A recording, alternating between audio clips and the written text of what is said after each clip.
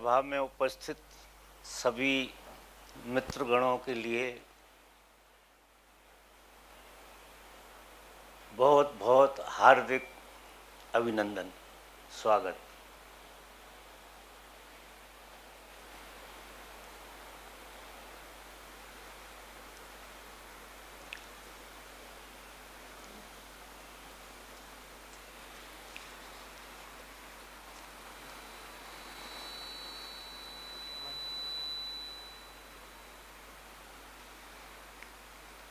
किसी मित्र का प्रश्न है कि संन्यास लेने का भाव मन में उठता रहता है, लेकिन उचित अवसर और मेरी पात्रता नहीं होने से यह हो नहीं पाता है। तो अपन सब बैठेंगे। जीवन में साधना के अंतर्गत कुछ घटनाएं ऐसी घटती हैं, उन्हें तपस्या में ले लेना चाहिए। तो सही टाइम पे बिजली का चला जाना या कोई परिस्थिति बिल्कुल उल्टी हो जाना, उल्टी तो कुछ होता नहीं है, सीधा ही होता है। उसे उस तरह से अगर लें अपन तो दिमागी खेल है। शरीर इतना बेचारा निर्दोष है कि उसे जिस ढंग से ढालो वो ढल जाता है। मन ज्यादा उपद्रव करता है, शरीर इतना उपद्रव नहीं करता। अगर मन राजी है तो शरीर तो राजी हो सकता है। तो ऐसे अपन राजी होकर बैठे यहाँ। तो प्रश्न पूछा था किसी ने, तो संन्यास वाली जो बात है, पूछा है कि मन होता है, साहस नहीं होता। हम इतनी दीनता हीनता को जीते हैं बचपन से अभी तक। बहुत सारी चीजें हमें सही निर्णय लेने में बाधा देती हैं और उसमें समय लगता है। जब थोड़ी सी चित्त की अवस्था ठीक हो जाएगी तो ये घटना घटेगी। भाव जगा है तो किसी दिन घटेगा जरूर, ये सच है। किसी के जीवन में किसी भी तरह का भाव पैदा हो जाए, चाहे वो कितने कमजोर हो, कितने कमजोर, समय का अंतराल रहता है और वो भाव पूरा हो जाता है। इसलिए महापुरुष कहते हैं कि विचार भी सोच समझ कर करना चाहिए, भाव भी सोच समझ कर करना चाहिए, क्योंकि आज हमें दिखाई नहीं देता है। ये प्रकृति एक अलग तरह से हमको धोखे में रखती है। घटनाएं हमारे जीवन में वही घटती हैं जो हमारे भीतर से उपजती हैं। बातें, भाव, वो देर अबेर पूरे होते हैं। जितनी गहराई से कोई भाव होता है उतना कम समय में पूरा होता है। जितना उथला भाव होता है उसे समय ज्यादा लगता है, और बिल्कुल धरातल पे होता है, बिल्कुल उथला होता है तो उसमें जन्म लगते हैं। लेकिन ये बात बिल्कुल सच है कि आपके भीतर जो भाव उपजता है वो पूरा होता है। यानी तुम्हारे अंदर सबसे कमजोर भाव जो बिल्कुल तुम्हारे ऊपरी धरातल पे है, वो है परमात्मा होने का भाव, सबसे कमजोर। अगर हम बहुत गहरे से देखें तो हम अपने भाव का निरीक्षण करें तो हम परमात्मा के अलावा बहुत कुछ होना चाहते हैं। वो भाव हमारे गहरे होते हैं, गहराई से आते हैं, और जो भाव की श्रृंखला बन गई, वो जितनी गहराई से जो भाव बना पहला वो पूरा होगा। परमात्मा का भाव बिल्कुल आखिरी में पड़ा हुआ है, बिल्कुल अंतिम सांसों में चल रहा है। तो उस वजह से वो पूरा होने में समय लगता है। अगर कोई व्यक्ति को, साधक को, किसी महापुरुष की बात सुन के अपने भीतर का भाव जग जाए और वो इतना गहरा चला जाए, तो कहते हैं कि उसी क्षण मुद्दत को उपलब्ध हो जाता है व्यक्ति, उसी क्षण परमात्मा को उपलब्ध आप हो जाते हैं। आपके भाव की बात, सारी साधना हमारे अंदर से गहरा भाव उठे उसकी है। साधना से कुछ होता नहीं है, साधना से कोई पहुंचता नहीं है, लेकिन साधना आपके जीवन में, जो तथाकथित जीवन है, इसमें एक अतृप्ति लाती है। साधना क्या करती है कि हमारे विवेक को जगाती है, हमारा विवेक जागता है, और जब विवेक जागता है तो अगर सच में विवेक जागा है तो आपको जीवन में व्यर्थता का पता लगना शुरू होता है। जितना ज्यादा विवेक जागेगा जिस व्यक्ति का, ये उसका प्रमाण है, और व्यर्थता का बोध होगा, उतनी ज्यादा गहरी परमात्मा की प्यास जन्मेगी। जब तक हमें जीवन में बहुत सारी चीजों का मूल्य है, तब तक हमारे जीवन में परमात्मा का कोई मूल्य है नहीं। साधना जरूरी है, साधना से विवेक जागेगा, और विवेक से व्यर्थता का बोध होगा।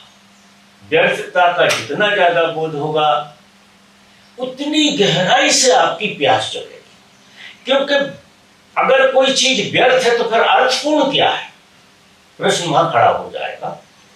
अगर कोई चीज व्यर्थ है, ऐसी हमें साफ समझ में आ गई, तो फिर दूसरी बात खड़ी हो जाएगी कि अर्थपूर्ण क्या है। निश्चित ही कुछ अर्थपूर्ण होना चाहिए। तो जितना व्यर्थता का बोध होता है, उतना ही अर्थपूर्ण बात की प्यास जगती है। उसमें जो संन्यास भी है, ये आधा काम करता है। अगर प्यास जगती है किसी को, तो संन्यास घटता है और किसी महापुरुष से मिलना होता है। अगर आप किसी जागृत व्यक्ति से मिलते हैं, किसी महापुरुष से मिलते हैं, वो आपकी बहुत गहरी प्यास पूरी होती है।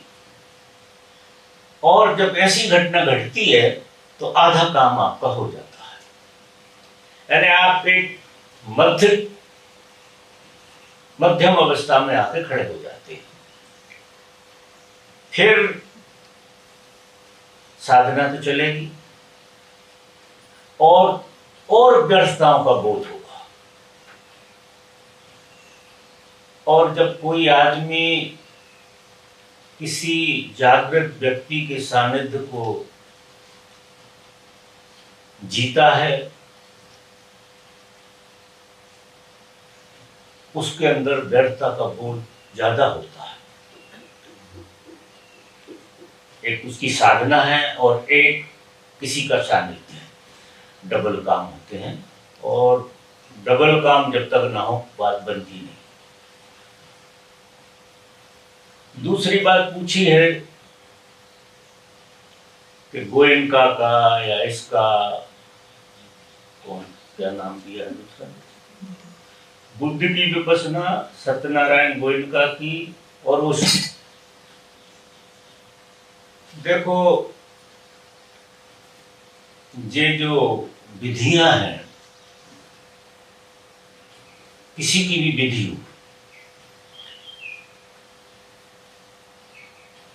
ये चूंकि आपको बाहर से सीखी गई, भले ही गुरु ने सिखाई, जागृत गुरु ने सिखाई, लेकिन 100% किसी की विधि काम में नहीं आती है। एक बात बहुत बढ़िया होती है,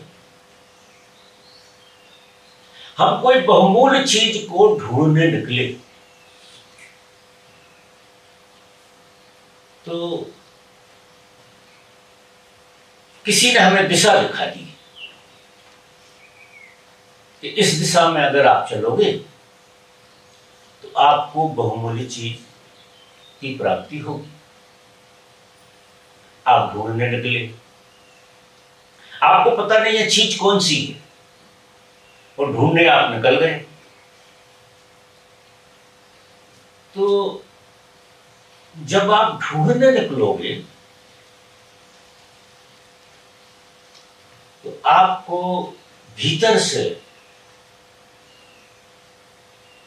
बहुत गहराई से कुछ सूझ पैदा होगी, कुछ समझ पैदा होगी आपके भीतर। जो काम आती है वो आपकी समझ आती है। किसी ने कह दिया इस रास्ते से चले जाओ, अब उस रास्ते की बाधाएं, उस रास्ते का किनारा, ये सारी चीजें तो जब हम उस रास्ते पर निकलेंगे तो फेस करने में पता लगेगा। उसको जब हम जीते हैं, धीरे धीरे आगे यात्रा करते हैं, आगे यात्रा करते करते करते करते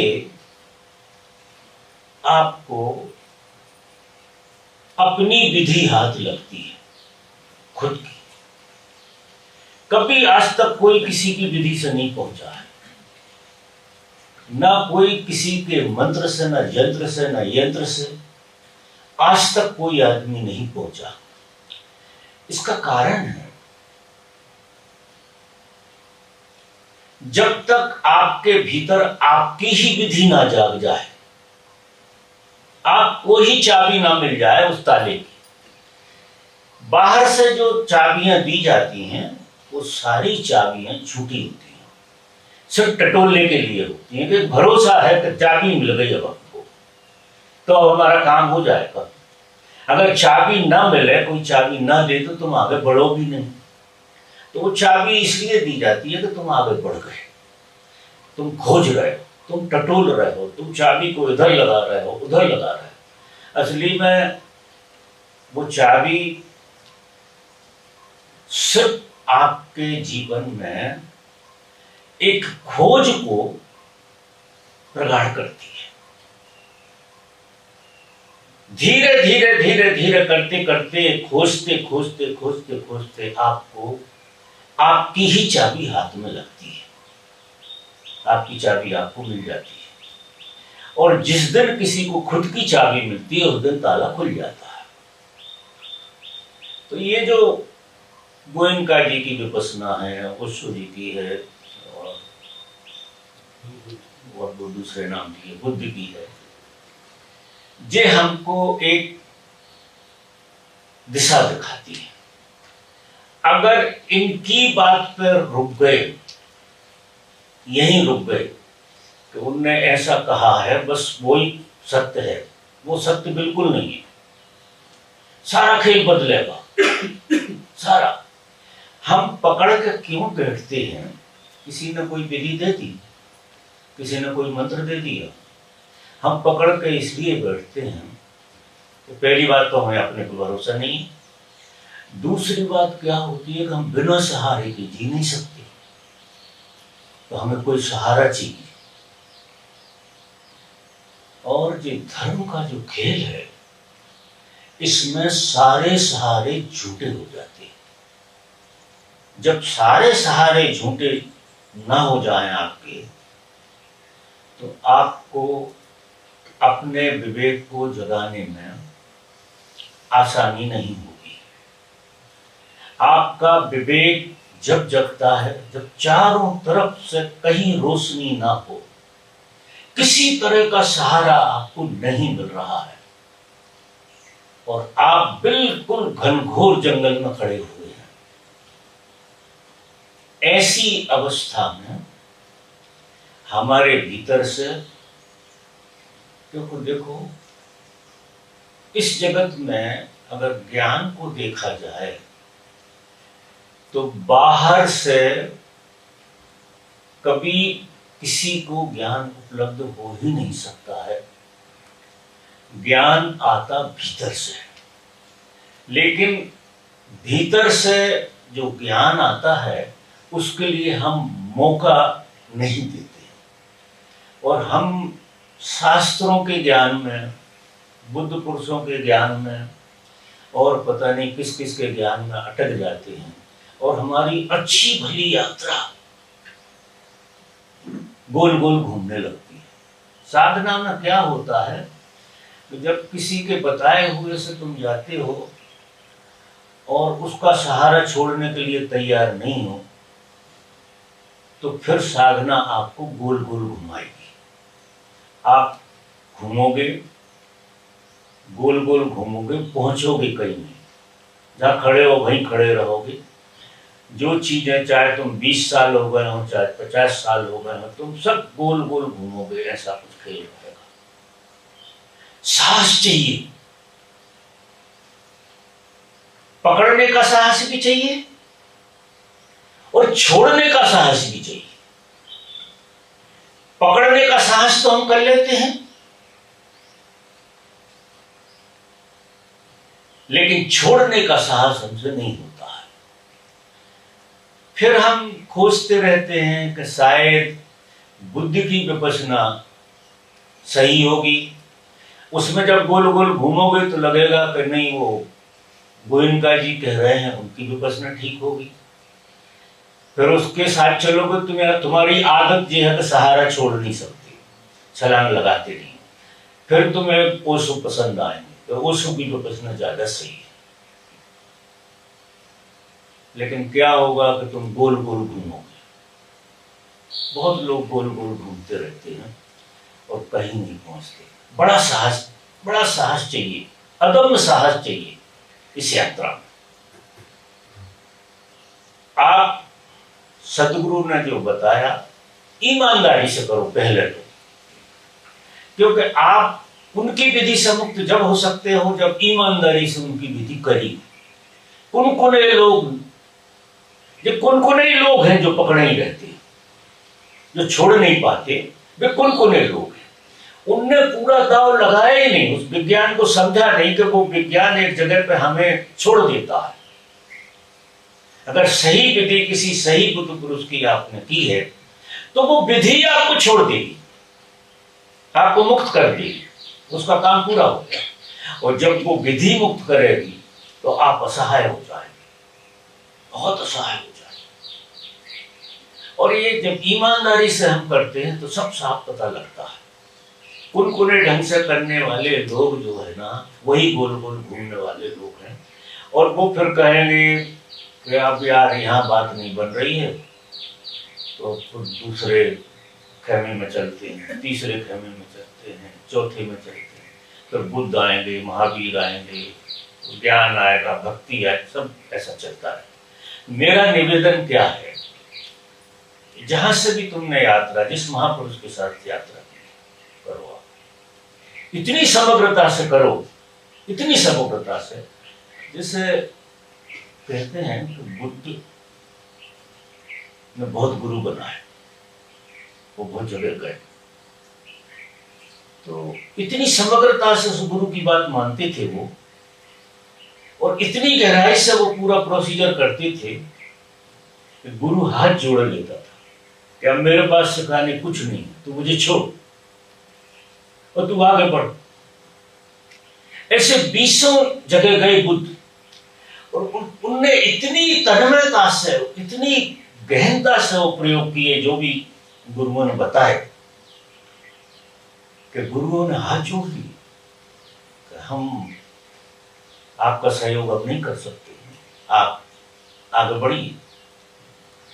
और उनने इतनी चूंकि तन्मयता से किया था तो उन्हें छोड़ने में भी दिक्कत नहीं आई, क्योंकि कोई घाव नहीं है पीछे, किसी तरह की कोई बात नहीं है। वो उनने इतनी गहराई से किए प्रयोग। इसीलिए मैं कहता हूं कि जहां भी हो आप, जैसे भी हो, आप प्रयोग पूरी समग्रता से करें, कोई भी प्रयोग करते हैं, और वो प्रयोग आपको आपकी कुंजी तक पहुंचाएगा। लेकिन बीच में एक अंतराल क्या आता है कि आपको वो प्रयोग छोड़ देता है, आप हट जाते हैं, प्रयोग ही हट जाता है, वो विधि बेकार हो जाती है। आप जैसे वो बुद्ध के लिए वो गुरु बेकार हो गए थे, ऐसे विधि भी बेकार हो जाती है। और जिस दिन आपको विधि बेकार हो जाएगी, उस दिन आप बैरंग हो जाएंगे, खाली हो जाएंगे, आपके हाथ में कुछ नहीं बचा है। आप ऐसा लगोगे कि आप भिखारी हो गए और कोई सहारा नहीं होगा।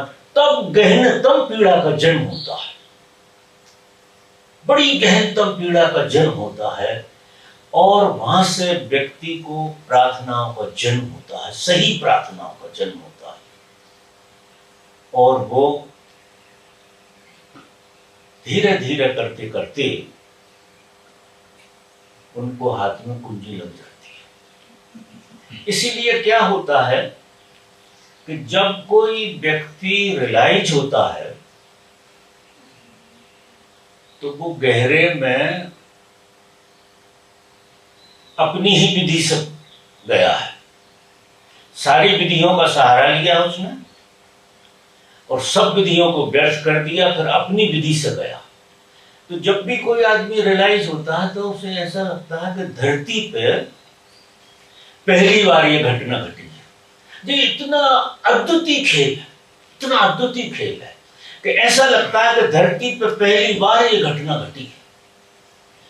और आप जरा अंदाज लगाओ, आप पृथ्वी पे पहली बार पैदा हुए हो, आप ही पैदा हुआ हो, ऐसा आपका अनुभव हो, तो आप कितने नाचेंगे, कितने आनंदित होंगे, कितनी मस्ती होगी आपकी। सब पीछे छूट जाता है, जैसे कुछ नहीं था पीछे, आप सबसे पहले पैदा हो गई, ऐसी स्थिति बनती है। वो जब ही बनती है जब आप सारी विधियों को समग्रता से करती हुए व्यर्थ करते चले जाते हैं और आपकी विधि ही आपके काम में आती है, तो फिर व्यक्ति सेल्फ रियलाइज होता है। गवाही मिल गई पर तो इनने जो प्रश्न पूछा है, तो बुद्ध की भी प्रश्न सही है, महावीर की सही है, महावीर की नहीं, गोइंका जी की, उनके लिए वो सही है। बुद्ध की विपश्यना बुद्ध को बिल्कुल सही, गोइंका जी की विपश्यना गोइंका जी को सही, और ओशो की विपश्यना ओशो को सही। और तुम्हारी विपश्यना जो है ना, तुम्हारे लिए सही होगी, तुम्हें इसमें से गुजरना पड़ेगा, और इतनी समग्रता से गुजरना पड़ेगा कि ये तीनों विपश्यना व्यर्थ हो जाए, माने जिससे भी जा रहे हो वो व्यर्थ हो जाए आपके। और अगर ये व्यर्थ नहीं होती है, मन की चालाकी से नहीं, समग्रता से देखें, तो देखना गोल गोल घूम रहा है। अगर गोल गोल 20 साल से घूम रहे हो तो तुम समग्रता में नहीं जिए हो, ये पक्की बात है। तुमने गुरु की बात समग्रता से नहीं ली, तुम उससे मुक्त नहीं। गुरु तुम्हें बांधता नहीं, मुक्त करता है। जो बांधा वो गुरु है ही नहीं, गुरु करता है तुम्हें मुक्त, और उसकी हर विधि से मुक्त कर देता है। लेकिन शर्त वही रहती है कि आप उसको समग्रता से अगर जिए तो आप उससे मुक्त हो जाएंगे। और जब कोई गुरु से मुक्त होता है तभी परमात्मा तक पहुंचता है। और फिर परमात्मा के बाद सारी जिंदगी गुरु के गीत गाता है, सारी जिंदगी गुरु के गीत गाएगा। वो कहेगा गुरु गोविंद दोनों इसके लागू पाए। तो बलिहारी तो गुरु की रहेगी कि अगर दिशा नहीं दिखाई होती तो चलते कैसे? वो बड़ा भारी काम हुआ।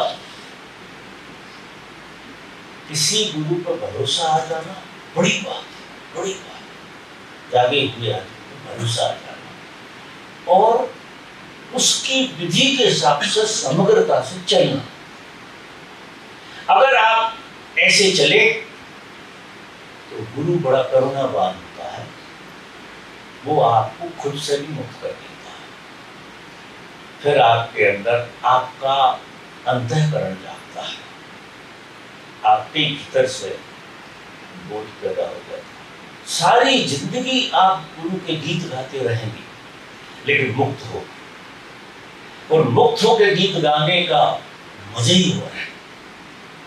आप गुरु के गीत इसलिए गा रहे हैं कि गुरु से आपको कुछ चाहिए, वो लोभ है, इसलिए आप उसकी जय जयकार करते हैं। और एक आदमी गुरु के गीत इसलिए गाता है कि उसके अंदर धन्यवाद घटा है, अहोभाव घटा।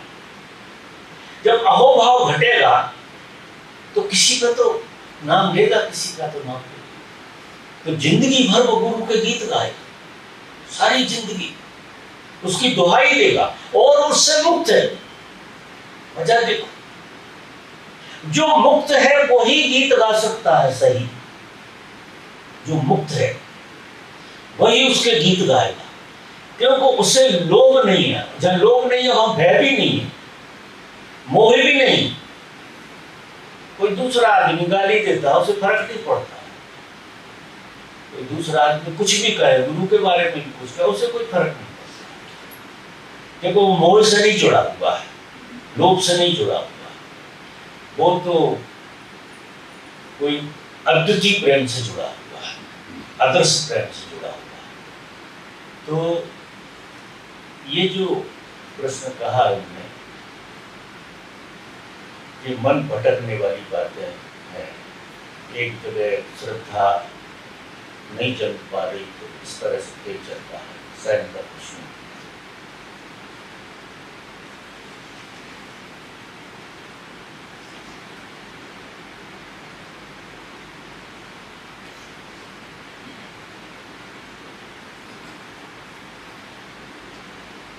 अब किसी ने पूछा है कि आपके प्रति मेरी बहुत श्रद्धा है लेकिन कई बार अहंकार पकड़ लेता है। मुझे तो कई बार लगता है कि आप ही कुछ ऐसा कर देते हो इसकी वजह से मुझे ऐसा होने लगता है। मुझे ऐसी स्थिति में क्या करना चाहिए सब बताएं। मान लो कि मैं ही ऐसा करता हूँ तो ये बात तो सच है।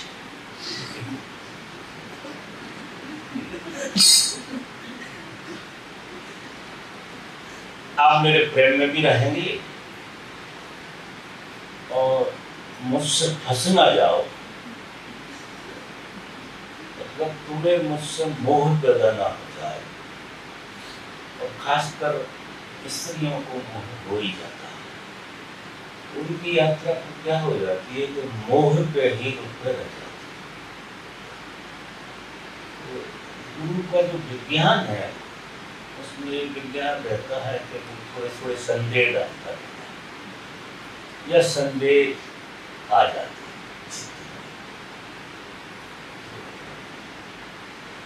थोड़ी दूरी बनी रहती है, थोड़ी नजदीकी बनी रहती है, थोड़ी दूरी बनी रहती, थोड़ी नजदीकी बनी रहती है। इस तरह से काम होता है, क्योंकि गुरु जो होता है एक विज्ञान होता है, एक साइंस है पूरी की पूरी। गुरु और शिष्य के बीच में एक साइंस काम करती है, गजब की साइंस काम करती है। ना तो गुरु गुरु है और ना शिष्य शिष्य है, इन दोनों के बीच में एक साइंस काम करती है,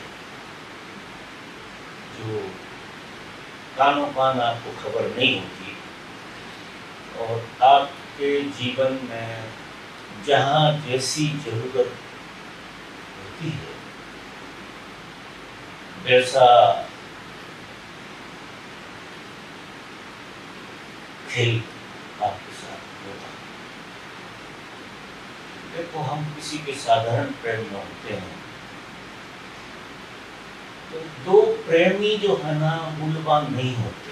हाँ, एक साइंस काम करती है, वो प्रेम की साइंस काम करती है। दो प्रेमियों के बीच में प्रेमी गौण होते हैं, खेल साइंस का चल रहा है। हाँ, एक अलग तरह की साइंस काम करती है, और वो साइंस जो है हमको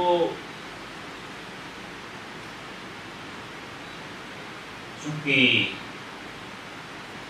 उद्गल से प्रेम हुआ, शरीर का शरीर से प्रेम हुआ, तो प्रेम अगर हम गहरे से कहें तो जो हम नहीं हैं उससे हमें प्रेम होता है। जो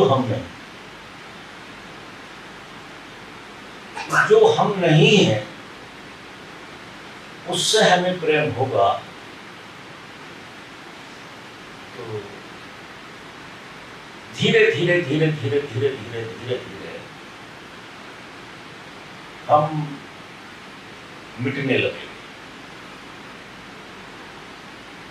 क्योंकि हमने जो हम है ही नहीं, जिसे हम जानते ही नहीं, जो हमारा अनुभव नहीं, हम उससे प्रेम करते हैं। अधिकतर स्त्री पुरुष में प्रेम होता है, लेकिन वो प्रेम की बुनियाद तो वही रखी रहती है कि जो तुम नहीं हो उससे प्रेम होता है। लेकिन इसमें तुम मिटते नहीं। प्रेम बुराई नहीं है, प्रेम से अच्छी बात दुनिया में कोई है नहीं। लेकिन इस प्रेम में क्या हो जाता है कि तुम जिसे प्रेम करते हो उसे जानते हो, वो विडंबना है। तो तुम प्रेम को कम देखते हो और प्रेमी को ज्यादा देखते हो। अगर उन दोनों के बीच में जो साइंस जन्म रही है प्रेम की, अगर उसको जानोगे तो उस माध्यम से थोड़े बहुत तुम मिटोगे, थोड़े बहुत। लेकिन चूंकि तुम प्रेमी को जानते हो, और हम जो जानते हैं किसी के लिए, देर अबेर हम फिर वही हो जाते हैं। तो जैसे हमारी मंजिल आ गई, हम जिसे जानते हैं हम उसके पास पहुंच गए, वो हमारी मंजिल हो गई। और किसी भी यात्रा में जैसे ही मंजिल आती है वैसे ही दोष पैदा हो जाती है, दुर्गुण पैदा हो जाती है। सौभाग्यशाली हैं लोग जिन्हें जो चीज उन्हें चाहिए वो मिली। मेरी भाषा सौभाग्यशाली, और दुर्भाग्य जिनका, जिनने जो चाहा वो उन्हें मिल गया। तो वो क्या हो जाते हैं, जैसी कोई चीज तुम्हें मिल गई तो तुम वही हो गए, फिर तुम उससे ऊपर नहीं जाओ। तो तुम्हारा जो खेल शुरू का था, क्योंकि शुरू का खेल तो हर खेल बहुत अच्छा होता है, शुरू के खेल में तो तुम अज्ञात में ही छलांग लगा रहे हो। लेकिन चूंकि तुम ऐसा जानते हो कि हम कहाँ जा रहे हैं, धीरे धीरे पहचानने लगते हो, फिर तुम्हारा प्रतिबिंब बनने लगता है, तो धीरे धीरे करते करते करते तुम वही। ये जो गुरु शिष्य की यात्रा है, ये बड़ी मजेदार यात्रा है। गुरु शिष्य के बीच में प्रेम घटता है जैसे स्त्री पुरुष के बीच में घटता है। शुरुआत ऐसी होती है कि तुम किसी को जानते हो, उससे प्रेम करते हो। लेकिन इसमें क्या होता है कि जैसे जैसे तुम उसके किनारे जाते हो, वैसे वैसे वो दूर सरक जाता है।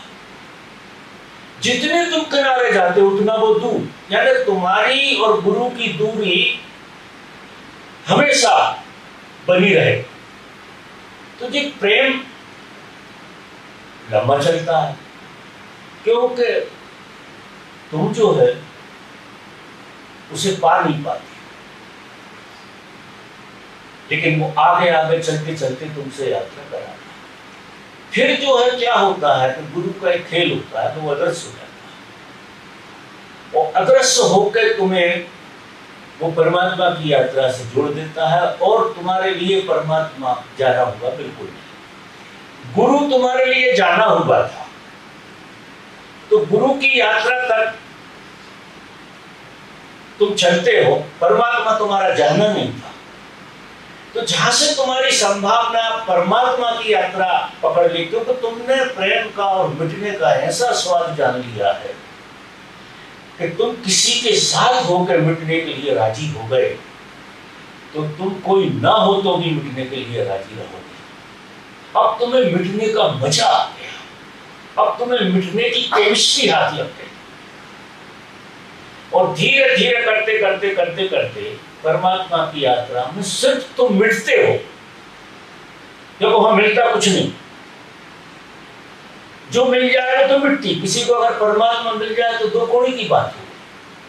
मजा परमात्मा मिलता नहीं है, परमात्मा हो जाता है कोई, वो अलग बात, मिलता नहीं। क्योंकि अगर मिलता है तो परमात्मा एक सीमा हो गई, सबको मिल जाता। अगर मिलता है तो सबको मिलता,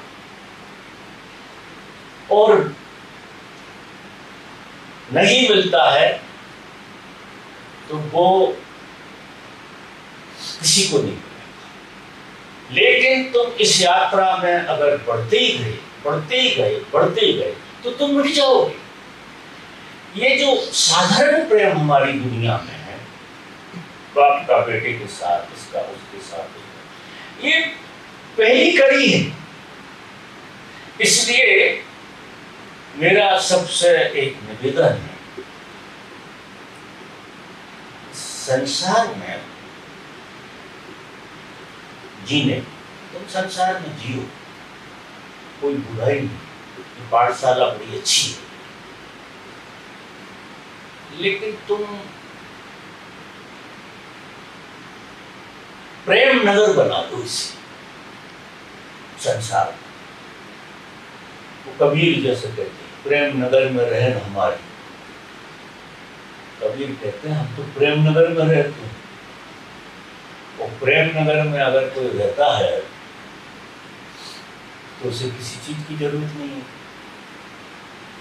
तो संसार में आप रहते हो, प्रेम को मत छोड़ो।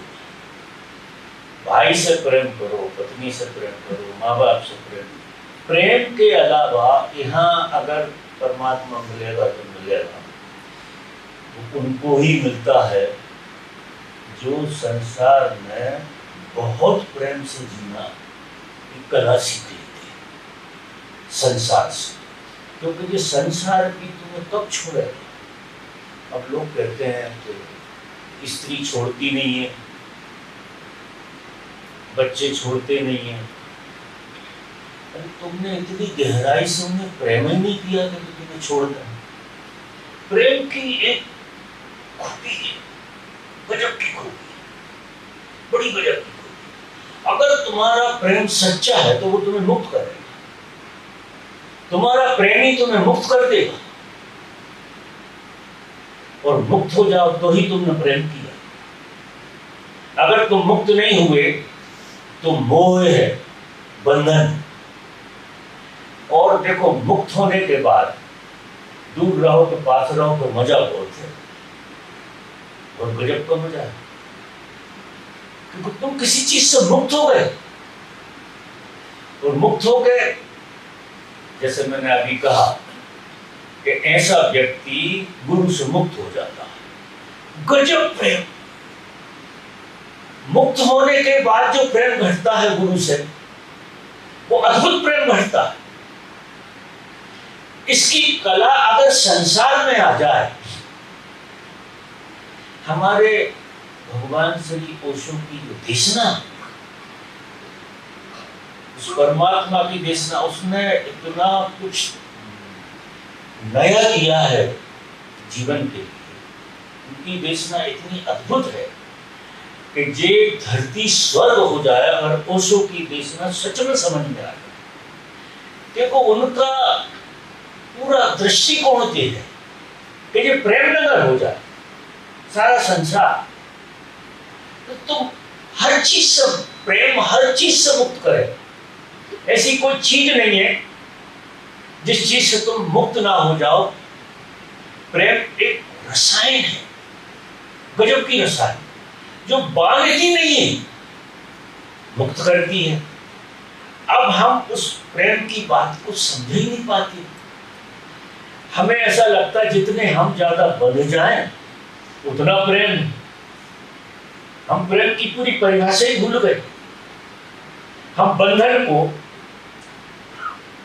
प्रेम मानते हैं, और बंधन को अगर प्रेम मानोगे तो बात तो बनने वाली है। जहां खड़े हो, जैसे भी हो, जो भी हो, तो जितना बन सके उतना प्रेम पूर्ण जीना, ये साधना का पहला सूत्र। प्रेम पूर्ण जीना, प्रेम को मत छोड़ना किसी भी कीमत में, और इतने जागृत रहना कि प्रेम बंधन ना हो जाए। चाहे तुम धन से प्रेम करो, चाहे पद से प्रेम करो, चाहे स्त्री से प्रेम करो, चाहे परिवार से प्रेम करो, बंधन ना हो जाए और प्रेम रह जाए। जरा मजा देखो कितना बढ़िया होगा। बंधन बिल्कुल ना हो, बंधन एक पैसे का ना हो, और प्रेम भरपूर। तो यहां से अगर अपन शुरू करेंगे तो फिर साधना करना आपके लिए इतना सरल हो जाएगा, इतना सरल हो जाएगा, इसका कोई हिसाब। लेकिन पकड़ने की वृत्ति जो है वो हमारे अंदर से विदा होना चाहिए। ये जो पकड़ना है, जो अच्छी से अच्छी औषधि को जहर बना देता है। नहीं कि संसार कभी लाखों साल पहले जैसा मैं कह रहा हूं ऐसा ही था। वहां किसी साधना की जरूरत नहीं थी, एक प्रेम की दुनिया में जीते थे। एक प्रेम का एक दूसरा कारण क्या है? देखो, परमात्मा ने रूप धारण किया, परमात्मा इस धरती पर प्रकट हुआ हम सबके रूप। काय के लिए हुआ था कि अकेला था और स्वभाव उसका प्रेम, तो उसने अनंत रूप बना दिए। अनंत रूपों को प्रेम करे परमात्मा, एक रूप से दूसरे रूप को प्रेम कर रहा है। अब प्रेम, जैसे ये हॉल में अगर आप सब लोग बैठे हो, आपका सबसे प्रेम हो एक साथ, सबसे, कोई एक भी आदमी बुरा ना हो यहाँ आपके लिए, एक भी आदमी बुरा ना हो, सबसे प्रेम आपको, आपकी आंख सबको प्रेम से देख रहे, सबसे प्रेम हो आपको। आप हजारों की भीड़ में अकेले हो जाओ और आपका किसी से बंधन हो जाए, तो पहाड़ पे भी बैठोगे तो पकड़े हो जाओ। तो सारा जो खेल है प्रेम का खेल है, परमात्मा ने रचा है। ये दुनिया परमात्मा ने रची है, प्रेम के लिए रची हुई है। तो वहां से हमें शुरू करना चाहिए। पतंजलि ने शुरू में नियम कुछ बनाए। यम का मतलब उन्होंने जी बताया कि जो पहली सीढ़ी है, पहली सीढ़ी धर्म की, कि आप के अंदर किसी के प्रति भी कड़वाहट ना हो। अगर यहाँ से शुरू नहीं करोगे तो ये मंजिल इतनी दूर हो जाएगी कि कभी तुम पहुंच ही नहीं सकते। आपका प्रत्येक व्यक्ति से बिल्कुल गहराई से ऑब्जर्वेशन कर लेना है कि मुझे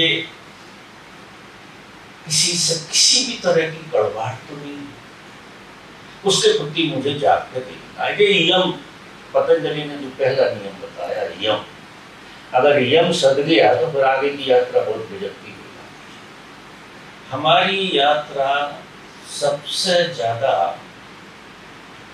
ऊर्जा खाती है नकार, और नकार तुम्हारा स्वभाव नहीं है।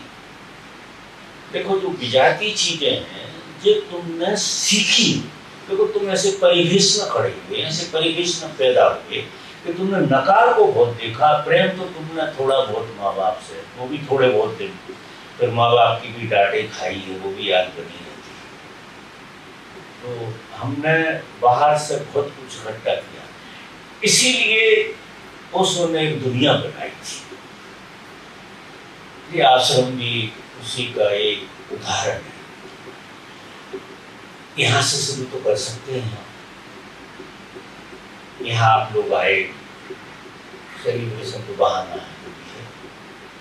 यहाँ रह के 4 दिन 5 दिन 8 दिन आप इस तरह से रहो कि किसी के प्रति भी, यहाँ इतने लोग, किसी के प्रति भी आपके अंदर जरा भी नेगेटिव का भाव पैदा हो।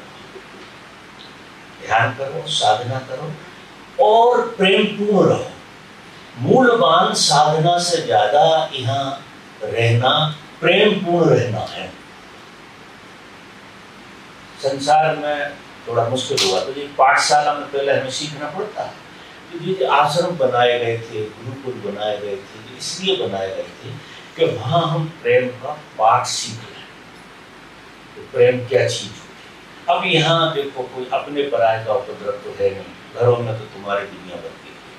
कम से कम यहाँ आके आप 4-5 दिन ऐसे रहो कि यहाँ जितने लोग हैं सबके प्रति आपका प्रेम बढ़े।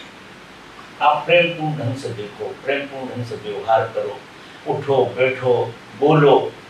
4-5 दिन में आपको यहाँ आने का प्रसाद मिल जाए। और फिर जब ये प्रेम का रस, देखो चाहे तो तुम्हारी प्रेम की ही है, तुम सब प्रेम के प्यासे हो, परमात्मा के नहीं वहां, और जिसके प्यासे हो तुम वहां से शुरू करो। वो प्रेम तुम्हें परमात्मा की प्यास तक पहुंचा देगा। तो यहाँ प्रेम पूर्ण ढंग से रहने की कला सीखो, एक दूसरे की टांगें मत खींचो, बुराइयां मत देखो। वो तो संसार में तुम करके ही आ रहे हो, फिर यहाँ आने का कोई मतलब नहीं। तो यहाँ अगर इस तरह से रहना हो जाए तो यहाँ आने का मतलब होगा कि हम कोई जगह पे आए जहाँ प्रेम पूर्ण वातावरण होता है। ये हरियाली तो सब जगह मिल जाएगी, नदी भी मिल जाएगी, लेकिन एक प्रेम पूर्ण वातावरण। और हम प्रेम पूर्ण इसलिए हो सकते हैं कि हम एक गुरु के शिष्य, और ये बहुत बड़ा हमारे और आपके बीच का रिश्ता है। क्योंकि जितने रिश्ते संसार में हैं सब अंधेरे में पैदा होते हैं। हमारी माँ अंधेरे में थी, हमारे बाप अंधेरे में थे, अंधेरे में हमें पैदा कर दिया, अंधेरे में ही हमारा भाई पैदा हुआ, तो हमें कहाँ से भाई से प्रेम करेगा। वो अंधेरे के हैं सारे के सारे। गुरु भाई जो है ना, बड़ी बात है। गुरु भाई आपके लिए एक प्रकाश की मौजूदगी में मिला है। गुरु प्रकाश से भरा हुआ है और उसका जो शिष्य है वो प्रकाश से पैदा हुआ है, और उसने रिश्ते प्रकाश के जोड़े। तो जो दूसरा व्यक्ति है वो भी प्रकाश से ही जुड़ा हुआ है। तो ये जो रिश्ता है हमारा, जो प्रकाश का रिश्ता है, ये वासना का रिश्ता तो है नहीं, कामना का रिश्ता है नहीं, कुछ लेने देने का है नहीं, क्योंकि ये अंधेरे का रिश्ता नहीं।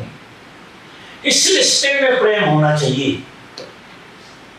तो गुरु के साथ, गुरु भाइयों के साथ रहने का बड़ा मजा है। इसलिए बुद्ध ने कहा, महावीर ने भी कहा कि संघम शरणम गच्छामि, बुद्धम शरणम गच्छामि। मैं संघ की शरण में जाता हूं। सरल होता है मास्टर की शरण में जाना, जागृत व्यक्ति की शरण में जाना बहुत सरल होता है, लेकिन उसके भक्तों की शरण में जाना बड़ा कठिन काम होता है। और बात पूरी जगह ही होगी। कारण क्या है कि मास्टर से तो तुम्हें लोभ जगा हुआ है, कहीं ना कहीं तो कुछ मिलेगा। शिष्यों से मिलना तो कुछ है नहीं, तो उनकी शरण में क्यों जाओगे?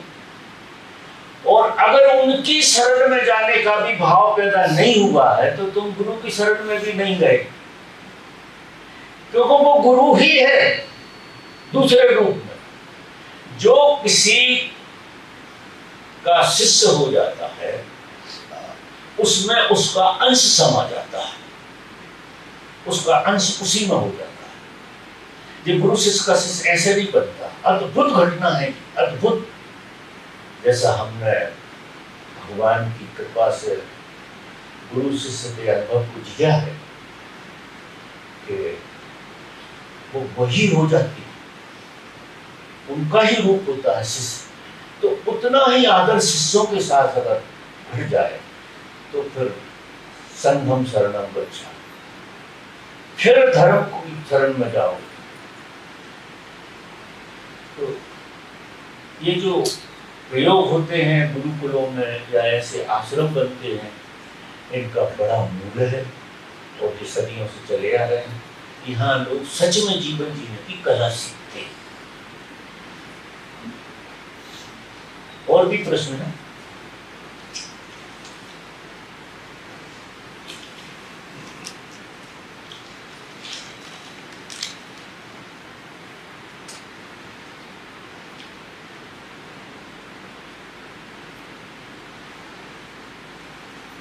इसमें कुछ महिलाओं का प्रश्न है, वो इस तरह से कह रही हैं कि महिलाओं के लिए कुछ। तो देखो, बुद्ध के टाइम में और महावीर के टाइम में लोग आज से ज्यादा मैच्योर नहीं थे। ना तो बुद्ध के समय में चेतना इतना लेवल लिए थी, ना महावीर के समय में। आज चेतना ने बहुत ऊंचाई ली, बहुत गहरी ऊंचाई ली।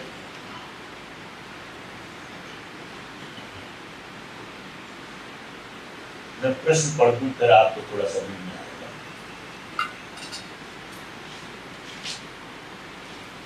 एक अंतराल के बाद आश्रम में ध्यान मौन का गहरा वातावरण बना, जिसे जीने का सौभाग्य पाकर मेरा मन बहुत धन्य हुआ। जिन मित्रों ने इसका लाभ उठाया उसके सहयोग के प्रति बहुत बहुत अनुग्रह का भाव।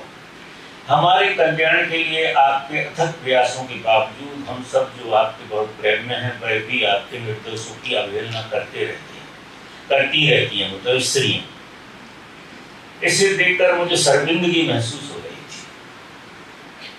बुद्ध और महावीर के समय में स्त्रियों के लिए संकल्प और ध्यान का मार्ग मुश्किल रहा है। क्या स्त्रियों के लिए मौन और ध्यान साधना का कोई विकल्प है, या संकल्प को ही दृढ़ करना अनिवार्य है? और आने वाले ऐसे साधना सूत्रों के लिए हम स्त्रियां जो खुद को मौन में नहीं रख पाती हैं, हमारे लिए कुछ सूत्र देने की कृपा करें। ऐसा महिलाओं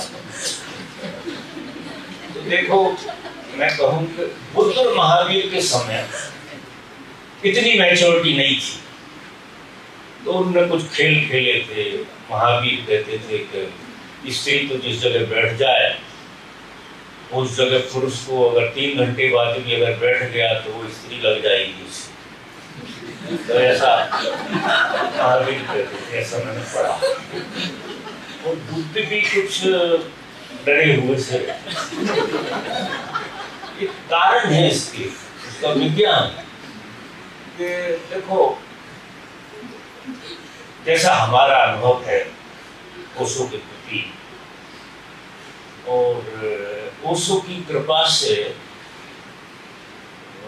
महावीर को जी के देखना हुआ, झांका महावीर में भी और बुद्ध में भी झांका, और ओशो को तो पूरा जिया। ये इनने जो रास्ते बनाए थे वे समग्र लोगों के लिए नहीं थे, कुछ लोगों के लिए। इन लोगों ने जो काम किया है मुट्ठी भर लोगों के लिए काम किया। अगर बुद्ध की देशना के हिसाब से अगर लोग चले होते अभी तो मुट्ठी भर लोग होते, वो बुद्ध की देशना छोड़ के और उन्होंने पलट लिया, इसलिए बुद्ध धर्म बहुत फैल गया। और जैन धर्म जो है ना उसने छोड़ नहीं पाया, वो मुट्ठी भर लोग, इसलिए जैनी मुट्ठी भर रह गए। इतनी बड़ी पृथ्वी पे 2000 साल हो गए और गिनतियों पे गिनने वाले जैनी लोग रहे हैं, तो ज़्यादा फैलाव जैन धर्म का हो नहीं पाया। उसका कारण था कि वहाँ नियम कायदे और वो उस ढंग की लेवल की चेतना रही तो वो मुट्ठी भर लोगों के काम की थी। आज ओशो ने जिस ढंग से धर्म को खोला है, बहुत बहुत आखिरी नीचाई से आखिरी ऊंचाई तक बुद्ध ने सारे चक्रों में, ये कुछ महापुरुष ऐसे होते हैं, जागृति तो उन्हें हुई है, नाम नहीं कहूंगा उनकी, जागृति तो बहुत लोगों को होती है, लेकिन फिर क्या है कि कोई चौथे शरीर से नीचे नहीं जा सकता, कोई पांचवें से नीचे नहीं जाता। वो पांचवें पे ही काम करेंगे और पांचवें के नीचे वो कहेंगे नहीं, यहाँ से मनस शरीर पर भी काम नहीं किया। बुद्ध और महावीर ने थोड़ा मनस शरीर पर भी काम किया और पहले के लोग तो पांचवें चक्र पे ही रुक गए थे। ओशो ने सातों चक्रों पर काम किया। इनने अंधेरे से अंधेरे में घुस के विज्ञान को खोला, पूरी मनुष्य जाति के लिए ओशो ने विज्ञान खोल दिया। क्योंकि अगर मनुष्य जाति को बांटो तो 7 चक्रों में पड़ जाएगी पूरी मनुष्य जाति। 7 चक्र से ज्यादा ना, 7 तरह के ही लोग होते हैं। कुछ मूलाधार ओरिएंटेड होते हैं, कुछ स्वाधिष्ठान होते हैं, कुछ मणिपुर के होते हैं, कुछ अनाहत के होते हैं, कुछ आज्ञा चक्र के होते हैं। ऐसे 7 तरह के डिवीजन हैं लोग। तो ओशो ने 7 चक्रों वाले लोगों के लिए काम किया। अब 7 चक्रों पे जब कोई काम करता है तो वहां स्त्री पुरुष का भेद मिट जाता है, वहां स्त्री पुरुष का भेद खत्म हो जाता है। ना स्त्री स्त्री रहती है, ना पुरुष पुरुष रहता है। अगर मूलाधार में कोई आदमी जाग जाए तो उसके लिए स्त्री स्त्री नहीं है और पुरुष पुरुष नहीं, दोनों का खेल खत्म हो जाता है। स्वादिष्टान में जागेगा तो उसके गुणधर्म अलग होंगे, सूक्ष्म शरीर में जागेगा तो उसके गुणधर्म अलग होंगे। तो ज्यादातर लोग चौथे शरीर तक उतरे नीचे, वो गए सहस्रार में ऊपर तक, लेकिन काम तो तुम्हें नीचे वाले लोगों से करना पड़ेगा। ऊपर तो काम हो नहीं सकता है, कोई उपाय नहीं, आपको नीचे ही आना पड़ेगा। तो जिस चक्र के लेवल का जो आदमी था उस चक्र पे आकर उसने काम किया और उसी तरह के लोग इकट्ठे हो गए। तो वो लोग इकट्ठे होंगे तो नियम कायदे बहुत होंगे, क्योंकि उस चक्र के नीचे वाले लोगों को एंट्री बंद हो जाएगी। वो 5वें शरीर तक के लोगों का काम करेंगे, 6वें शरीर के लोगों को काम करेंगे, लेकिन चौथे के पास नहीं जाएंगे, तीसरे के पास नहीं जाएंगे, दूसरे के पास नहीं जाएंगे और पहले के पास नहीं जाएंगे। लेकिन ओशो ने 7 चक्र वाले लोगों का काम किया, पूरा विज्ञान खोला। क्योंकि स्त्री पुरुष का भेद जो है ना, या तो कृष्ण ने मिटाया था, कृष्ण विज्ञान खोला था और वो समझ नहीं पाए लोग। उस समय चेतना बड़ी अच्छी रही होगी कृष्ण के टाइम, और फिर गिरावट के महाभारत हुआ जो भी हुआ, इसके बाद पतन हुआ मनुष्य जाति का, बहुत ज्यादा पतन हुआ। तो बहुत दिनों बाद डेवलप हो पाए लोग। तो अब जाकर चेतना फिर प्रकट हो गई है, सभी लोगों की चेतना बहुत अच्छी है। इसलिए स्त्रियों के लिए बहुत सरल है, अगर ओशो के साथ आप जीते हैं तो स्त्रियों के लिए उतना, जो मैंने अभी सारे सूत्र कहे आपको, प्रेम की, प्रेम और सेवा, दो सूत्र जो है ना, अगर स्त्री करती है तो उसको संकल्प और समर्पण दोनों हो जाएंगे। सेवा करेगी वो, सेवा में उसका संकल्प जग जाएगा, और प्रेम करेगी उसमें उसका समर्पण आ जाएगा। तो सेवा और समर्पण दोनों चीजें उसके अंदर आ जाएगी, और उसे बहुत ज्यादा, क्योंकि अब स्त्री उतनी बंद नहीं रही, काफी खुली हो गई, काफी खुली। तो अगर वो सेवा और समर्पण का खेल उसकी समझ में आ जाता है, जो उसने काफी समझाया भी है, लेकिन चूंकि शरीर में जड़ता बहुत है, तो जड़ता को मिटाने के लिए कुछ प्रयोग शुरू में उनको करना पड़ेगा। तो उसने जो भी विधियां बताई, सारी विधियों से उन्हें गुजरना चाहिए, लेकिन बंधना नहीं है। उनके लिए सारी विधियां ज्यादा दूर तक काम की नहीं, क्योंकि उनका काम बहुत जल्दी हो जाए। समर्पण और सेवा में सारा खेल होगा। और प्रेम पहली बात है, क्योंकि प्रेम का अनुभव पुरुष से ज्यादा स्त्री को होता है, क्योंकि वो माँ बनती है, और माँ जो बनती है स्त्री, उसमें उसको प्रेम का स्वाद आ जाता है। वो अलग बात हो जाती है कि वो मोह में पड़ जाती है बच्चे में, लेकिन प्रेम उसकी छाती में भरा रहता है। तो अगर जिस सूत्र मैंने कहे, जैसे ओशो की देशना यही है कि प्रेम पूर्ण ढंग से रहा जाए, और प्रेम किसी एक के लिए नहीं, सबके। अगर प्रेम घटता है सबके लिए, तो स्त्री के लिए सबसे सरल विधि है, और बड़ी निर्भर हो जाएगी, बहुत निर्भर रहेगी। तो ऐसी बात नहीं है कि स्त्रियों के लिए कोई रास्ता नहीं है। पुरुषों के यहाँ तो स्त्रियों के लिए हमेशा रास्ता रहा है और रहेगा, लेकिन उसको कुछ तपस्या से तो गुजरना पड़ता है। अब मेरे ख्याल से समय हो गया, क्या बचा है? 5:30। हाँ? 5:30। सब प्रश्न तो ऐसे ही हैं। आज प्रश्न इस तरह के पूछे हैं लोगों ने कि कोई और विज्ञान नहीं खुल रहा।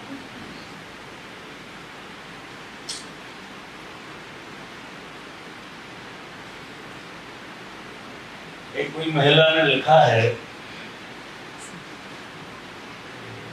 कौन है, हाँ, नाम भी लिखा, परम पूज्य बाबा जी के चरणों में नमस्कार।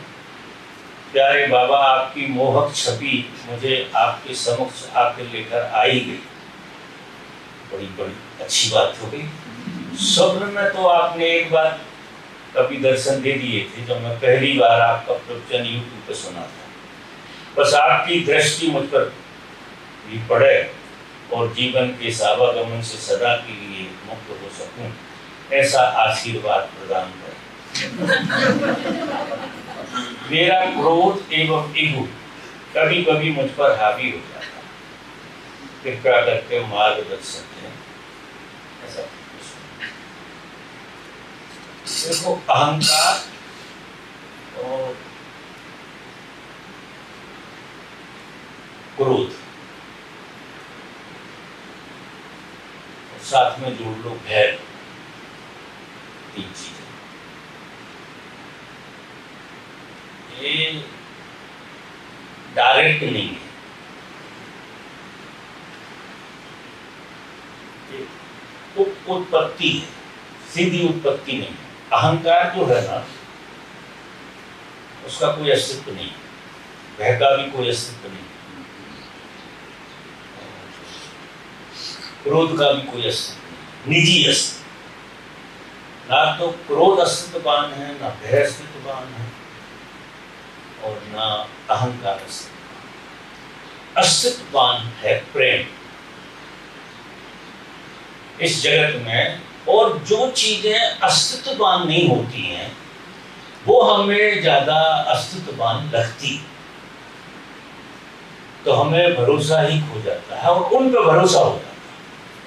फिर हमें ये लगता है कि क्रोध तो है, सच में है, जबकि वो है नहीं।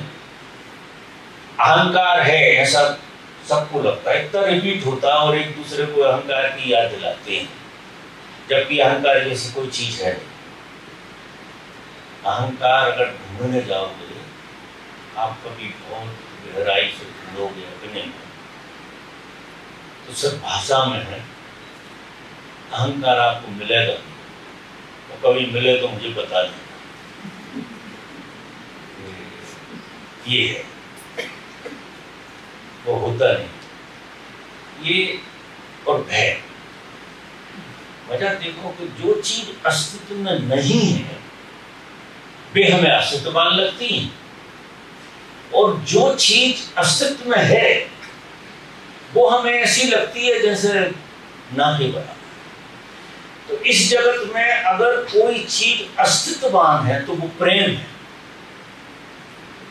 आप आश्चर्य करें, एक प्रेम ऐसी चीज है जो अस्तित्ववान है। बाकी जितनी चीजें हैं उसका अभाव है।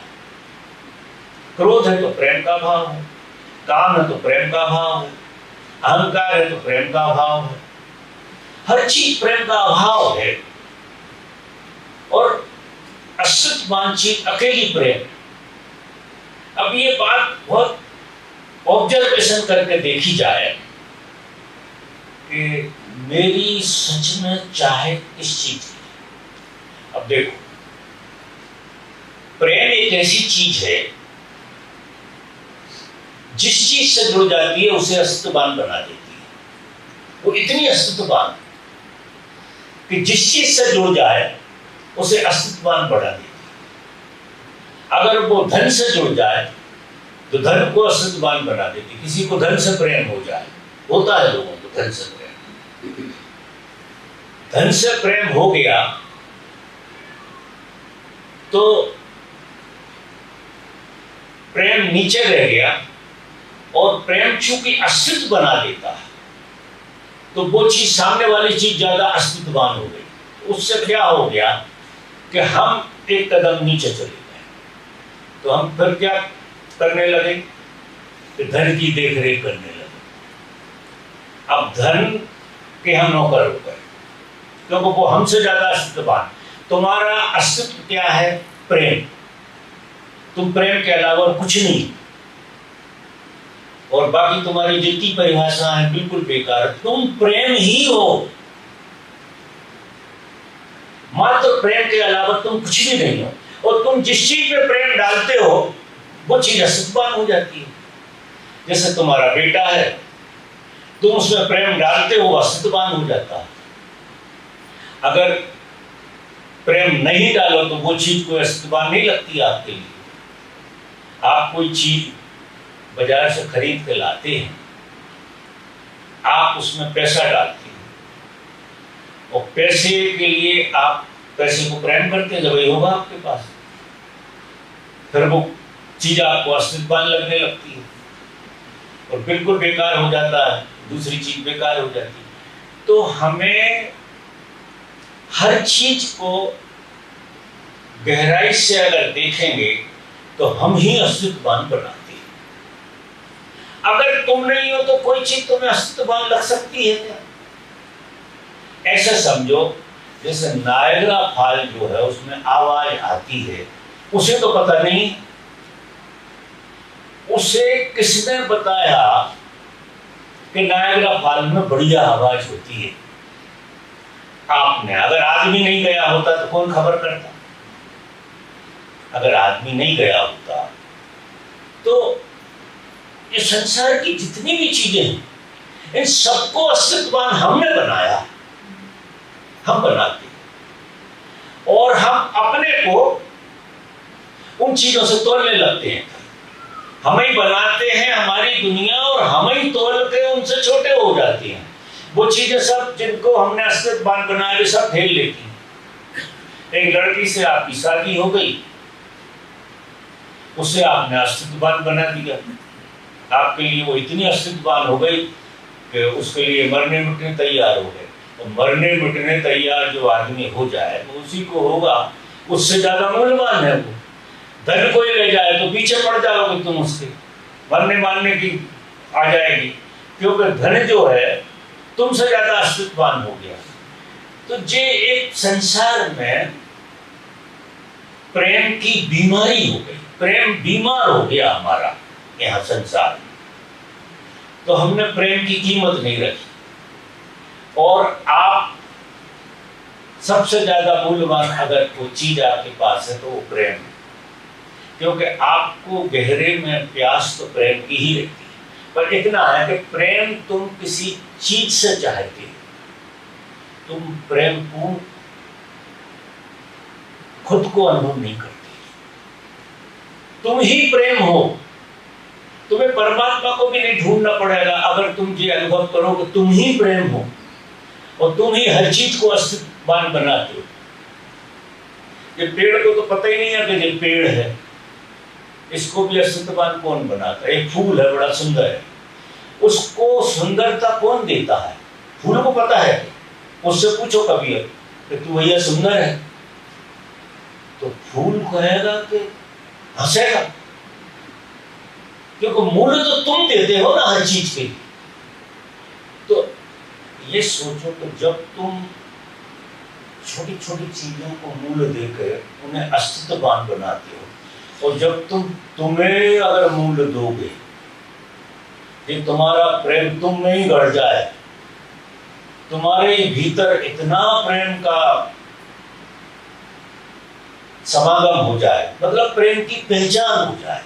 हम प्रेम की पहचान बाहर करते हैं, धन से करेंगे, इससे करेंगे, उससे करेंगे। हम प्रेम को परखते रहते हैं, जीते नहीं है, परखते।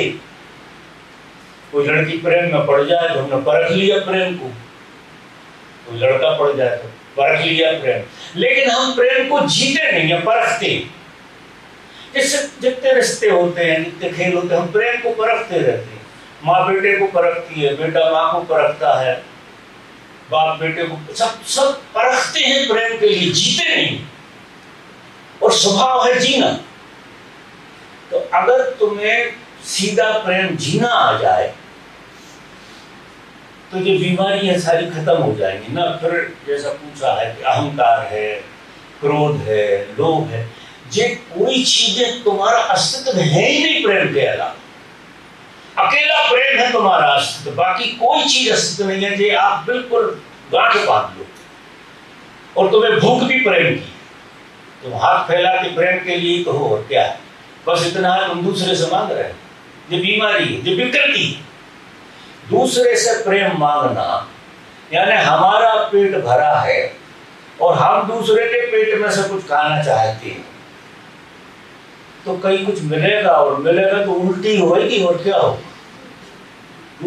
दूसरा गुलाब जामुन खा के आया, अब तुम दूसरे के पेट से मांग रहे हो, तो वो हमें मिल जाए, तुम्हारा पेट पहले ही भरा होगा, तो क्या होगा, उल्टियां होगी, और क्या होगा। अब तुम प्रेम बाहर से मांग रहे थे, ऐसे ही कि दूसरे से हम मांग। इतनी बड़ी भूल में मनुष्य जाति पड़ी हुई है। प्रेम देने के लिए है, लेने तो है ही नहीं, लेने की तो बात ही नहीं। प्रेम देने वाली बात, और देने वाली बात जैसे जैसे बनेगी आपकी, जैसे देने का प्रेम, देने का भाव बनेगा, उतना ही प्रेम को आप समझ पाओ। प्रेम जो है देने में, जीने में आता है। ऐसे तो कोई भी चीज जीने में आती देने में। जब आप देते हो तो ही जी पाते, बाकी आप जी कहां पाते। इसमें प्रेम तो गजब। इसलिए वो पहला सूत्र मैंने बताया कि यहाँ प्रेम देने की कला सीखो, लेने की नहीं। यहाँ जितने लोग बैठे हैं, आप एक आदमी सैकड़ों लोगों को प्रेम देने की कला उसको आ गई है, तो सैकड़ों लोगों से प्रेम उसकी तरफ आता। मजा देखो, इतना गजब का खेल। तो सबसे मूल्यवान चीज जो है ना वो प्रेम है। उससे ही आपका अहंकार विदा होगा, उससे भय विदा हो जाएगा। अब आपको मेरा अहंकार विदा हो जाए। अब अहंकार जैसी कोई चीज इस जगत में नहीं है, वो प्रेम का अभाव है और कुछ नहीं। जहां प्रेम नहीं है वह 17 भूत है। काम है, क्रोध है, लोभ है, मोह है, भय है, 17 भूत रहेंगे जहां प्रेम नहीं होगा। और जहां प्रेम होगा वह एक चीज खड़ी नहीं होगी। तो तुम ये 10 चीजों को छुड़ाने के चक्कर में काहे को पड़े कि अहंकार छूट जाए मेरा, कि मैं ऐसा हो जाऊं, कि मैं वैसी हो जाऊं। जे जिंदगी में लगे रहो तो भी नहीं। कील पकड़ो, कील ये है कि प्रेम के अभाव में ये, जैसे अंधेरे में हम अच्छे भले जा रहे होते हैं और सांप बिच्छू दिखने लगते हैं जो है ही नहीं, उसी रास्ते से उजेले में गए थे नहीं दिखे थे, और अंधेरे में गए तो इधर से ना आ जाए उधर से ना आ जाए। हर आदमी से डरते रहो क्योंकि प्रेम का अभाव है। हर आदमी से बचोगे, हर आदमी से घृणा करोगे, प्रेम का अभाव है। तो एक चीज जो है ही, और उसकी कुंजी जो है बांटना सीखो। उसकी कुंजी बड़ी सरल है। तो स्त्रियों के लिए सबसे सरल सूत्र, देखो वो तो कुदरती तो उन्होंने बांटा। देखो बच्चा पैदा हुआ तो उन्होंने दूध बांटा, वहां से शुरू किया। अब स्त्री गजब है, गजब बनाई परमात्मा, बांटने के लिए बनाई है कि वो बांटती है। बांटने के अलावा और पुरुष को भी स्त्री ही होना पड़ेगा, पुरुष बनने से काम नहीं चलेगा। बांटने की कला उसे भी सीखना पड़ेगा, क्योंकि अभाव तो प्रेम का है। और अगर प्रेम नहीं है तो जिन भूतों को जियो आप, इतने भूत आपको जीना पड़ेंगे प्रेम के अभाव। एक साधे सब सदे, सब साधे सब जाए। 17 चीजें साधते रहो, तुम जिंदगी में मर जाओ तो भी कुछ नहीं होने वाला है। प्रेम बांटने की कला सवेरे से सीख जाओ, तुम्हारा अहंकार ढीला, क्रोध ढीला, भय बिल्कुल खत्म हो जाए, हर चीज तुम्हारे अंदर से निकल जाए। क्योंकि ये चीजें है नहीं, मुझे तो हंसी आती थी, है ही नहीं। तुम्हारे पास जो असली चीज है वो प्रेम है, और नकली चीजों को तुमने सजा कर रखा। एक दूसरे से चर्चा करोगे तो अपने अहंकार की या उसके अहंकार की, आप बातें देखो कैसी फालतू की करते हैं लोग, इतने बेमतलब की बातें करते हैं कि अहंकार की करेंगे, इसकी करेंगे। प्रेम की बातें करो ना यार, दूसरी बातें करते काहे को? अगर प्रेम की बातें करोगे तो ये सारी चीजें सब दर्द हो जाए। एक साथ सब सदे, और ये ओशो का महामंत्र है। उनकी देशना का जो मंत्र है वो ये है कि ओशो को अगर सच में समझना है, जीना है, समझना नहीं जीना है, तो तुम प्रेम को बांटना सीख जाओ। तुम बटो हर चीज में। तुम्हें जब प्रेम बांटोगे तो तुम्हें ऐसा लगेगा कि मैं पूरा बढ़ जाऊं, मैं सब में बढ़ जाऊं, मैं सब में। और क्या, परमात्मा जब मनुष्य हुआ और मनुष्य परमात्मा होने की उसकी यही तो प्यास है कि वो सब में था और सब में होना चाहता। सबका मालिक नहीं, सब में व्यापक होना चाहता, क्योंकि परमात्मा सब में व्यापक है, था। और मनुष्य की देह में उसमें चेतना इस तरह की आई कि मनुष्य की देह के माध्यम से वो प्रेम रूप होकर सब में बटे। तो अगर ये कला आ गई तो आप बता दो कि आपका क्रोध कहाँ है, आपका अहंकार कहाँ है, मुझे बिल्कुल बता देना। कल एक दिन जियो मेरी कला, और फिर तुम सवेरे बताना भय किधर है, अहंकार किधर है। ये सारे भूत प्रेत आप में से गायब हो जाएंगे, ये मेरी गारंटी। ये गायब हो जाते हैं सारे के सारे, और ये सब प्रेम के अभाव में सारा खेल चल रहा है, जो कि तुम्हारा स्वभाव है। अब तुम जिस स्वभाव को लेके आए हो, जिस खुशबू को लेके आए हो, उस खुशबू को खोले ही नहीं रहे, उस पे हाथ नहीं रख रहे। और हाथ तुम ऐसी चीजों पर रख रहे हो बिना मतलब की, क्योंकि कोई भी उकसा देता है तुम्हें क्रोध के लिए और तुम उसे सच्चा मान लेते हो कि मैं तो क्रोध है मेरे। ये तुम गहराई में ही नहीं देख रहे थे, इसने क्रोध इसलिए तो इसके प्रति मेरा प्रेम नहीं है। अगर प्रेम होता, बच्चा क्रोध करता है तो तुम्हें कोई फर्क नहीं पड़ता। तुम्हारा छोटा बच्चा क्रोध करता, तुम्हें क्या फर्क पड़ता? हंसते हो तुम, ऐसे ही तुम हंसो क्योंकि तुम उसके प्रेम में हो, और प्रेम के कारण तुम्हें उसका क्रोध क्रोध समझ में नहीं आता। अगर प्रेम ना हो तो फिर तो तुम्हें पेड़ों से भी वो हो जाए, तुम्हें शिकायत कि तुम्हारे फेवर में फूल नहीं दे रहे, ऐसा हो जाए अगर प्रेम का अभाव हो। इसलिए आज के सूत्र को मैंने शुरू से ही ये सूत्र खोला, बहुत सारी रामायण कही इस सूत्र को ही समझाने के, तो सीधा सीधा शायद नहीं आता, तो इतना टाइम लिया आप लोगों का बहुत सारी बातें कहने में।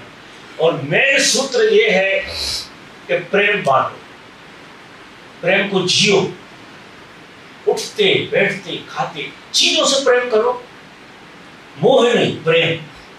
प्रेम का मतलब ये है कि तौलिया उठाओ, जरा आदर से उठाओ ना, प्रेम का मतलब ये आदर से उठाओ, आदर से रखो, से आदर से उठाओ। जूता पहनो तो आदर से पहनो, आदर से अगर उठाओगे तो तुम प्रेम पूर्ण रहो। तो तुम्हें क्या है कि जूता पहनना भी जिला देगा, मजा देखो, नहा रहे हो आप, इतने प्रेम से नहाओ कि नहाना तुम्हें जिला देगा। किसी को मिल रहे हो, किसी को देख रहे हो, किसी से बात कर रहे हो, तो वो सामने वाले के प्रति धन्यवाद हो जाएगा, क्योंकि वो सामने वाला तो बहाना हो गया तुम्हें जिलाने का, तुम जी रहे हो। ये सारी देशना है ओशो ऐसी दुनिया चाहते हैं जहां प्रेम के अलावा कुछ ही ना, क्योंकि प्रेम पर्याप्त सब बातों के लिए। इसलिए कबीर कहते हैं, प्रेम नगर में रहन हमारी, अब बने आई सबूरी में, ऐसा बात है। गजब के हैं कबीर, सच में उन्हें प्रेम घटा है, घटा सबको है, आप लोगों को भी प्रेम। मैं आप में जो देखता हूँ वो प्रेम देखता हूँ। मैं आपको जैसे हो वैसे देखूं तो एक दिन मिलूं नहीं आपको आप खड़े रहते हो, लेकिन उन्हें दरकिनार करके मुझे आपके भीतर देखना, और भीतर आप उतने सुंदर देखता मैं बिल्कुल मेरी बराबरी का देखता हूँ। मेरी बराबरी से ऊपर क्या होता है जो मुझे पता नहीं, लेकिन मैं जैसा हूं वैसा तो तुम्हें देखता ही। और प्रेम से देखोगे तो सब अपना सा लगेगा, ऐसा खेल है। तो मित्रों, आज का सत्संग अगर समझ में आया हो तो मैं बहुत धन्यवादी हूँ, और आपको सुनने के लिए धन्यवाद देता हूँ।